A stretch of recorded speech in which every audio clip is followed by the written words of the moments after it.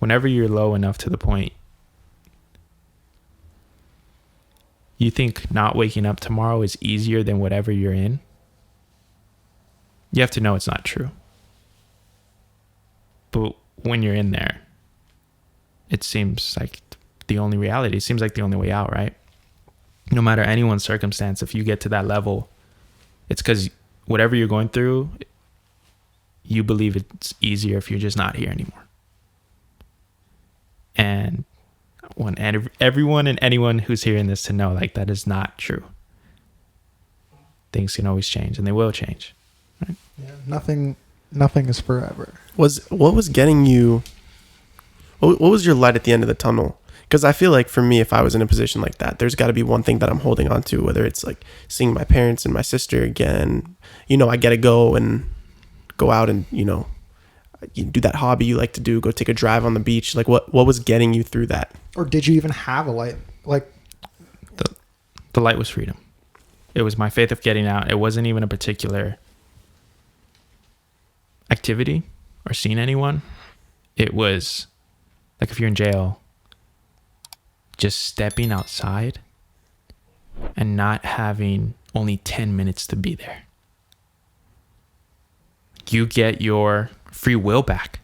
You don't have free will. And you cannot explain that to someone who's had that taken away from them. Right? People in jail, people in the military. I'm not comparing them both in both, but for the point I'm trying to get across of. There are parallels. Yes. And I think the difference here is that like this was a free will that you didn't want this taken away in this way. Because like I think of CEOs, business owners, and you know, they're taking away their free will because they're spending, you know, 9 to 9 p.m. working, or even 9 a.m. to midnight. Sacrifice. They're working. It's sacrifice, but it's like a self-sacrifice for themselves, or like you said, for a greater purpose. And like this was not your place to do it. Any sacrifice that we voluntarily go under rewards us, right? Those CEOs are doing it because they make millions of dollars. I'm sacrificing my free will without a reward. I mean, the reward was like bad food and bad housing. Let me not say bad, but like low level. Okay. And I'm not trying to diss on them, but it's the reality of like, no, I can figure it out. I have other options. And I believed in that 100%. When I came with the news saying I got out, people just broke down in front of me. I was confused. Later, I had people come to my room. 7 different individuals came up to me and said, "How did you do it?" I went out too. I looked at them with such sadness, right? Because I said, these are people that didn't come until they saw it happen.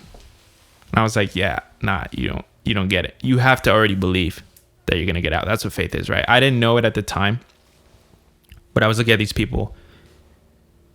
Also the courage aspect.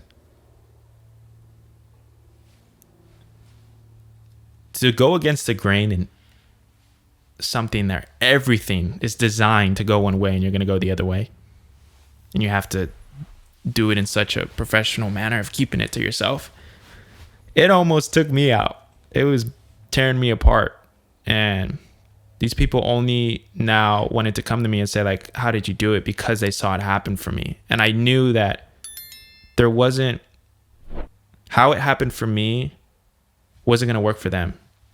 There wasn't a single solution to this problem. That's what I love about your story, though. I mean, like it's such a good reminder for anyone that hears this, that at the end of the day, you need to believe in yourself the most out of anybody. Because like Carter said, you know, both men are right if they can or can't. Like whether you're trying to start a business, you know, move up, a self-improvement, something like that, you have to believe in yourself. And it's like, you were there alone, even though you were with other people, you were alone in your mindset. And like you had this master plan, you worked it out. Yeah. And you didn't know if it was going to work with 100% certainty. But you knew. No, right. You knew it was going to work.